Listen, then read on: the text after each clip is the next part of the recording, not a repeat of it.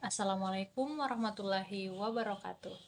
Perkenalkan, nama saya Eka Nadila Putri dengan NIM 220 40 450168. Saya adalah salah satu mahasiswi dari program studi bimbingan dan konseling Universitas Negeri Makassar angkatan 2022.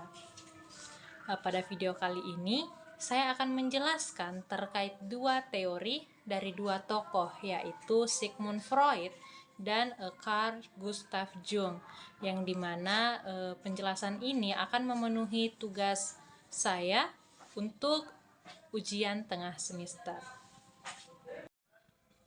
Materi yang pertama terkait biografi Sigmund Freud. Sigmund Freud adalah seorang Austria keturunan Yahudi dan pendiri aliran psikoanalisis dalam bidang ilmu psikologi. Sigmund Freud ini lahir di Moravia pada tanggal 6 Mei 1856 dan meninggal pada tanggal 23 September 1939 di London. Sigmund Freud merupakan anak dari Jacob Freud dan Amalia Nathanson. Sigmund Freud ini memiliki 5 saudara kandung dan 2 saudara tiri dari istri pertama ayahnya. Sebagai seorang anak muda yang memasuki usia 17 tahun, Freud bercita-cita ingin menjadi ahli ilmu pengetahuan, dan dengan keinginan itu pada tahun 1873 ia masuk ke Fakultas Kedokteran Universitas Wina dan tamat pada tahun 1881. Setelah lulus, Sigmund Freud memulai karirnya sebagai peneliti anatomi tengkorak manusia di Rumah Sakit Umum Wina dan diangkat menjadi dosen neuropatologi di Universitas Wina pada tahun 1882. Penelitiannya ini membuahkan hasil yang kemudian ia publikasikan dan melanjutkan penelitian lain di rumah sakit tersebut. Semasa hidupnya, Sigmund Freud banyak melahirkan teori yang tidak hanya berpengaruh dalam kajian psikologi, tetapi juga dalam kajian psikoterapi, psikiatri, serta seluruh bidang humaniora. Yang kedua, terkait konsep dasar teori. Teori psikoanalisis Sigmund Freud adalah teori yang menjelaskan tentang perkembangan kepribadian manusia. Ilmu mengenai psikoanalisis ini bermula ketika Freud memberikan perhatian khusus terhadap neurologi yang mendorongnya untuk mengadakan spesialisasi dalam perawatan orang-orang yang menderita gangguan saraf. Untuk menambah ilmunya terkait hal tersebut, Sigmund Freud kemudian mengunjungi temannya di Prancis bernama Jean-Martin Charcot untuk mempelajari ilmu hipnosis. Dalam merawat pasien-pasiennya, Charcot mempergunakan metode hipnosis. Kemudian Freud juga mencoba metode tersebut, tetapi dia tidak puas akan hasilnya. Karena hal itu, dia mendengar bahwa Joseph Breuer, seorang dokter di Wina, mempergunakan model lain, yaitu metode dengan mengajak pasien berbicara, dan ternyata berhasil. Kemudian Freud lalu mencobanya dan ternyata hasilnya lebih memuaskan.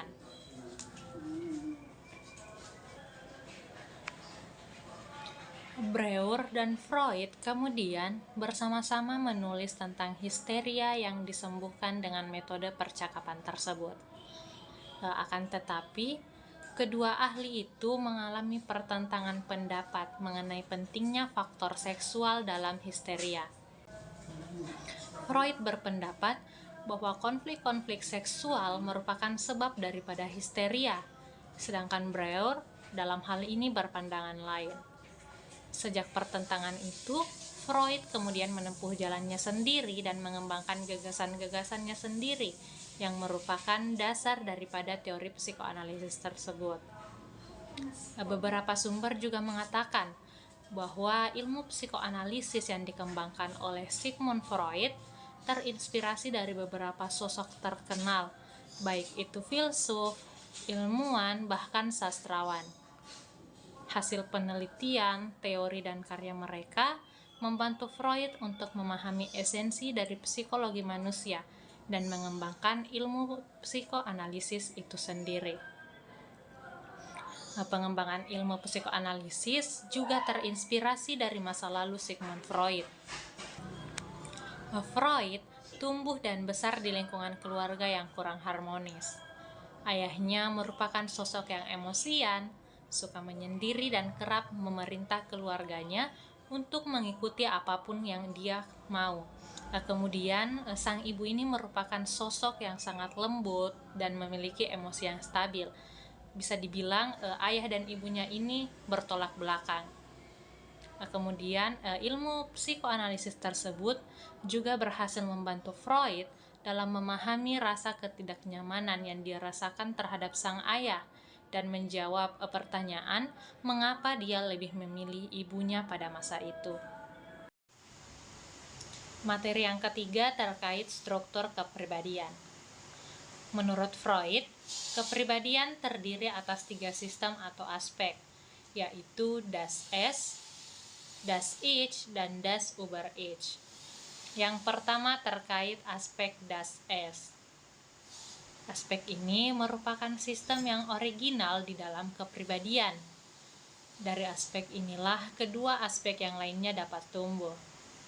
Freud menyebutnya sebagai realitas psikis yang sebenar-benarnya. Oleh karena itu, Das Es merupakan dunia batin atau subjektif manusia dan tidak mempunyai hubungan langsung dengan dunia objektif. Das Es ini berisikan hal-hal yang dibawa sejak lahir, unsur-unsur biologis termasuk insting-insting. Das Es merupakan reservoir, energi psikis yang menggerakkan Das Ich dan Das Über-Ich. Energi psikis yang ada di dalam Das Es itu dapat meningkat oleh karena perangsang, baik perangsang dari luar maupun perangsang dari dalam. Apabila energi itu meningkat, lalu menimbulkan ketegangan, maka hal ini akan menimbulkan pengalaman yang tidak enak atau tidak menyenangkan. Nah, yang menjadi pedoman dalam berfungsinya Das Es ialah menghadirkan diri dari ketidakenakan dan mengejar keenakan, yang dimana disebutkan oleh Freud sebagai prinsip kenikmatan atau prinsip keenakan. Aspek yang kedua adalah Das Ich. Aspek ini merupakan aspek psikologis dari kepribadian dan timbul karena kebutuhan organisme untuk berhubungan secara baik dengan dunia nyata. Misalkan, orang yang lapar pastinya perlu makanan untuk menghilangkan tegangan yang ada dalam dirinya. Hal ini berarti bahwa organisme harus dapat membedakan antara hayalan tentang makanan dan kenyataan tentang makanan. Dalam berfungsinya Das Ich ini berpegangan pada prinsip kenyataan atau prinsip realitas dan bereaksi dengan proses sekunder. Tujuan dari prinsip realitas ini ialah untuk mencari objek yang tepat atau serasi untuk meredaksikan tegangan yang timbul dalam organisme. Proses sekunder itu adalah proses berpikir realistis. Dengan mempergunakan proses sekunder, Das Ich merumuskan sesuatu rencana untuk pemuasan kebutuhan dan mengujinya untuk mengetahui apakah rencana itu akan berhasil ataupun tidak. Kemudian, Das Ich juga dapat dipandang sebagai aspek eksekutif kepribadian.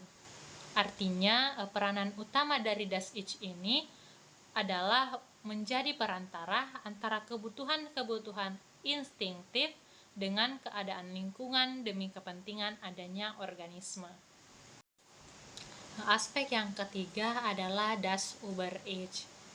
Das Über-Ich ini adalah aspek sosiologi kepribadian yang merupakan wakil dari nilai-nilai tradisional serta cita-cita masyarakat, sebagaimana ditafsirkan orang tua kepada anaknya yang dimasukkan atau diajarkan dengan berbagai perintah dan larangan. Das Über-Ich ini merupakan kesempurnaan daripada kesenangan. Oleh karena itu, Das Über-Ich dapat pula dianggap sebagai aspek moral daripada kepribadian.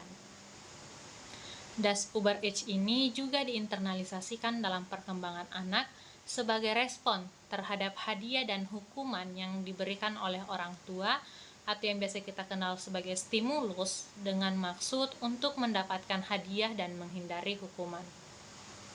Adapun fungsi pokok dari das über Ich dapat dilihat dalam hubungan dengan ketiga aspek kepribadian, yaitu pertama merintangi impuls-impuls das Es, terutama impuls-impuls seksual dan agresif yang pernyataannya sangat ditentang oleh masyarakat. Kemudian yang kedua, mendorong das Ich untuk lebih mengajar hal-hal yang moralitas daripada yang realistis. Dan yang ketiga, untuk mengajar kesempurnaan. Materi yang keempat terkait pribadi sehat dan tidak sehat dari teori psikoanalisis Sigmund Freud.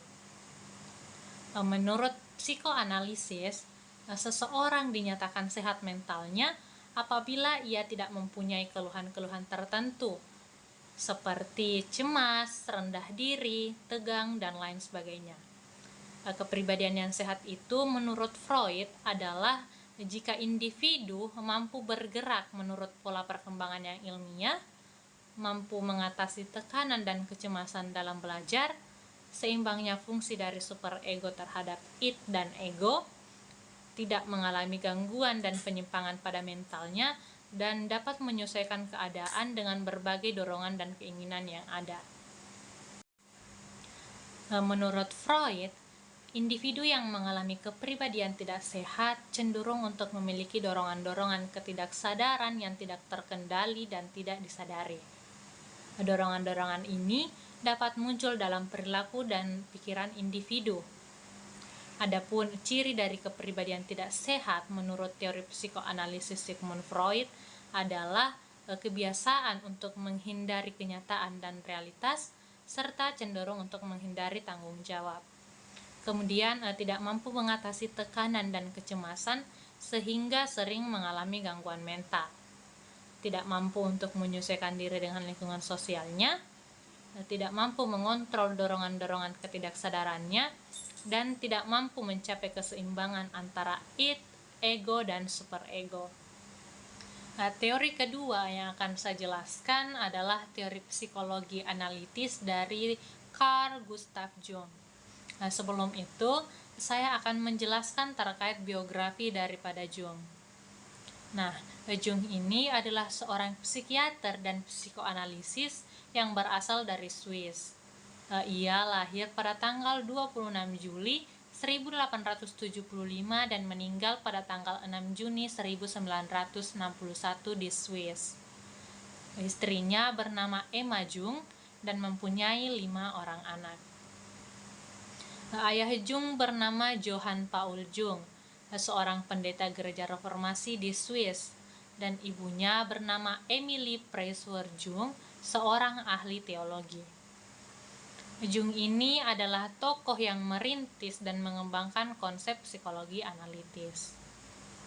Namun, Jung tidak hanya berkarya dalam bidang psikologi. Ia juga menekuni filsafat, sosiologi, arkeologi, sastra, dan seni. Keluarganya yang berpendidikan dan agamis yang berasal dari kelas menengah ke atas turut mendukung minat belajar Jung. Sebagai seorang pemuda, Jung menaruh minat besar terhadap paleontologi dan arkeologi. Namun, ia belajar ilmu kedokteran di Universitas Basel dan mendapat gelar doktor pada tahun 1900. Poin kedua terkait konsep dasar teori. Teori kepribadian berdasarkan psikologi analitis Jung merupakan sebuah penggabungan pandangan teologi dan kausalitas. Menurut Jung, tingkah laku manusia itu ditentukan tidak hanya oleh sejarah individu dan rasnya, tetapi juga oleh tujuan dan aspirasi individu tersebut. Masa lampau individu sebagai akualitas maupun masa depan individu sebagai potensialitas sama-sama membimbing tingkah laku individu tersebut. Menurut Jung, kepribadian seseorang dapat dilihat secara prospektif dan retrospektif. Pandangan prospektif adalah melihat kepribadian itu ke masa depan, ke arah garis perkembangan sang pribadi di masa depan. Sedangkan pandangan retrospektif adalah memperhatikan atau mempertahankan masa lampau sang pribadi. Menurut Jung, Dalam hidup setiap manusia itu selalu ada perkembangan yang konstan dan seringkali kreatif, sehingga memicu pribadi untuk melakukan pencarian ke arah yang lebih sempurna serta kerinduan untuk lahir kembali. Teori kepribadian Jung juga berbeda dengan teori-teori lainnya, karena ia menekankan pada dasar-dasar ras dan filogenetik kepribadian. Konsep dasar teori psikoanalitis Jung dalam pemikiran mengenai daya penggerak manusia juga dapat dipengaruhi oleh karya-karya terkenal, terlebih-lebih karya dari Sigmund Freud. Poin ketiga terkait struktur kepribadian. Menurut Jung, jiwa manusia itu terdiri dari dua alam, yaitu alam sadar dan alam tak sadar. Struktur kesadaran mempunyai dua komponen pokok, yaitu fungsi jiwa dan sikap jiwa, yang dimana masing-masing mempunyai peranan penting dalam orientasi manusia dalam dunianya. Sedangkan struktur ketidaksadaran menurut Jung itu terbagi menjadi dua lingkaran, yaitu ketidaksadaran pribadi dan ketidaksadaran kolektif. Struktur kesadaran yang pertama adalah fungsi jiwa. Menurut Jung, fungsi jiwa ini adalah suatu bentuk aktivitas kejiwaan yang secara teori tiada berubah dalam lingkungan yang berbeda-beda. Jung juga membedakan fungsi jiwa ini menjadi 4 fungsi pokok. Yang keduanya adalah irasional, yaitu pikiran dan perasaan, sedangkan yang keduanya lagi adalah irasional, yaitu penderiaan dan intuisi. Dalam berfungsinya, fungsi-fungsi rasional ini bekerja dengan memberikan penilaian. Dia menilai atas dasar menyenangkan dan tak menyenangkan. Sedangkan fungsi yang irasional ini tidak memberikan penilaian, melainkan hanya semata-mata mendapat pengamatan. Pada dasarnya, tiap manusia memiliki keempat fungsi tersebut. Akan tetapi, biasanya hanya salah satu fungsi saja yang paling berkembang atau dominan. Fungsi yang paling berkembang itu merupakan fungsi superior dan menentukan tipe kepribadian daripada seseorang. Struktur kesadaran yang kedua adalah sikap jiwa. Yang dimaksud dengan sikap jiwa ialah arah daripada energi psikis umum atau libido yang menjelma dalam bentuk orientasi manusia terhadap dunianya. Arah aktivitas energi psikis itu dapat keluar ataupun ke dalam. Demikian pula dengan arah orientasi manusia terhadap dunianya. Tiap orang mengadakan orientasi terhadap dunia sekitarnya.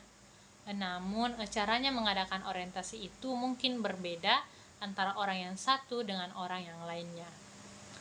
Berdasarkan atas sikap jiwanya tersebut, manusia ini dapat digolongkan menjadi 2 tipe, yaitu manusia yang bertipe ekstrovert dan manusia yang bertipe introvert. Kemudian struktur ketidaksadaran. Struktur ketidaksadaran yang pertama itu ada ketidaksadaran pribadi.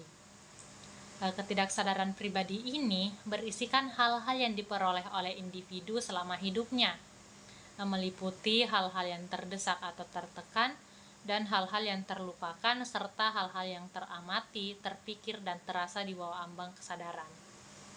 Yang juga termasuk dalam lingkungan ini apa yang dikenal dengan istilah prasadar dan bawah sadar. Alam prasadar merupakan daerah perbatasan antara ketidaksadaran pribadi dan kesadaran, dan berisikan hal-hal yang siap masuk ke kesadaran. Sedangkan alam bawah sadar berisikan tentang kejadian-kejadian psikis yang terletak pada daerah perbatasan antara ketidaksadaran pribadi dan ketidaksadaran kolektif. Kemudian struktur ketidaksadaran yang kedua adalah ketidaksadaran kolektif. Ketidaksadaran kolektif ini mengandung isi yang diperoleh selama pertumbuhan jiwa seluruhnya, yaitu pertumbuhan jiwa seluruh jenis manusia melalui generasi yang terdahulu, yang dimana hal ini merupakan endapan cara-cara reaksi kemanusiaan yang khas semenjak zaman dahulu di dalam manusia ketika mereka mengalami situasi-situasi ketakutan, bahaya, perjuangan, kelahiran, kematian, dan lain sebagainya. Jung sendiri merumuskan ketidaksadaran kolektif itu sebagai suatu warisan kejiwaan yang besar daripada perkembangan kemanusiaan yang terlahir kembali dalam struktur tiap-tiap individu. Poin terakhir mengenai kepribadian sehat dan tidak sehat. Pribadi sehat dalam pandangan Jung adalah individu yang memiliki kesadaran yang tinggi, ego yang kuat, dan kemampuan untuk mengintegrasikan beberapa aspek psikologis mereka. Mereka juga tidak terlalu terpengaruh oleh aspek-aspek yang terlalu dominan atau tidak seimbang dalam diri mereka, dan juga mengalami pertumbuhan pribadi melalui proses individualisasi. Keselarasan antara unsur-unsur yang berbeda dalam diri dan pemahaman tentang unsur-unsur tidak disadari adalah kunci untuk mencapai kesehatan psikologis dalam pandangan Jung. Kemudian pribadi yang tidak sehat. Dalam pandangan Jung, pribadi yang tidak sehat cenderung mengalami ketidakseimbangan, konflik internal, dan ketidakmampuan untuk mengintegrasikan berbagai aspek psikologis mereka. Hal ini dapat mengakibatkan terjadinya disfungsi dalam kehidupan sehari-hari dan kesulitan dalam mencapai keseimbangan psikologis. Oleh karena itu, penting untuk mengatasi dan memperbaiki ketidaksehatan mental psikologis dengan bekerja pada integrasi diri, kesadaran diri, dan pemahaman terhadap aspek-aspek yang mungkin belum disadari dalam diri individu. Nah, itulah tadi materi yang bisa saya jelaskan terkait dua teori kepribadian, yaitu teori kepribadian menurut Sigmund Freud dan teori kepribadian menurut Carl Gustav Jung.